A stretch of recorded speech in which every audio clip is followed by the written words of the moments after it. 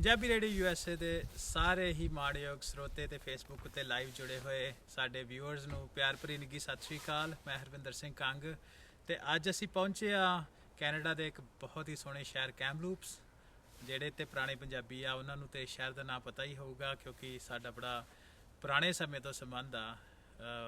ਇਹ late 1800s 1900 ਦੇ ਵਿੱਚ 1910 ਦੇ ਵਿੱਚ ਆਪਣੇ ਪੰਜਾਬੀ ਤੇ ਸਿੱਖ ਇਸ ਏਰੀਏ ਦੇ ਵਿੱਚ ਬਹੁਤ ਆਏ ਲੰਬਰ ਦਾ ਕੰਮ ਕਰਨ।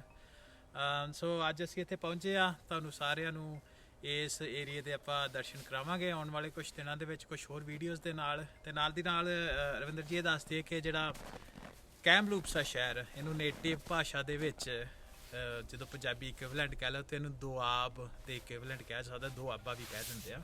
ਸੋ ਦੁਆਬਾ ਸਾਡੇ ਕਹਿਣ ਦਾ ਭਾਵ, ਪਰ ਜਿਹੜਾ ਕੈਮਲੂਪਸ ਦਾ ਐਥਨਿਕ ਲੈਂਗੁਏਜ, ਜਿਹੜੀ ਲੋਕਲ ਲੈਂਗੁਏਜ ਆ, ਉਹਦੇ ਵਿੱਚ ਇਹਦਾ ਇਹ ਮਤਲਬ ਆ।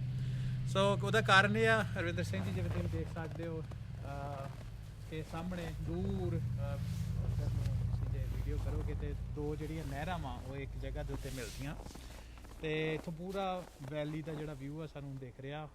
ਸੋਹਣੇ ਸੋਹਣੇ ਪਹਾੜ, ਸੋਹਣੀ ਸੋਹਣੀ ਸਨੋ, ਖਾਸ ਤੌਰ 'ਤੇ ਜਿਹੜੇ ਸਾਡੇ ਕੈਲੀਫੋਰਨੀਆ ਵਾਲੇ ਆ, ਆਪਾਂ ਨੂੰ ਤਾਂ ਪਤਾ ਨਹੀਂ ਕਿ ਸਨੋ ਦੇ ਵਿੱਚ ਕਿਸ ਤਰ੍ਹਾਂ, ਪਰ ਇੱਕ ਚੇਂਜ ਆਫ ਸੀਨਰੀ ਬੜੀ ਸੋਹਣੀ ਲੱਗ ਰਹੀ ਆ। ਸਾਹਮਣੇ ਦਰਿਆ ਵਗ ਰਿਹਾ, ਵੈਲੀ ਆ, ਪੁਰਾਣੀ ਸੱਭਿਅਤਾ ਇੱਥੇ ਹੈਗੀ ਆ।